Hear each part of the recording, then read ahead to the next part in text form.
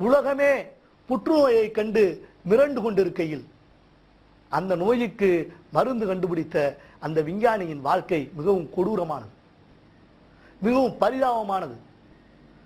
பிறந்ததிலிருந்தே வறுமை, அடிப்படை படிப்பை முடித்துவிட்டு மேல் படிப்பு கூட போக முடியாத நிலைமை. அவர் வாழ்ந்ததோ ஒரு குக்கிராமம். குழந்தைகளுக்கு பாடம் சொல்லிக் கொடுத்துத்தான் அவருடைய வாழ்க்கையை நடத்த வேண்டும் என்கிற விதி.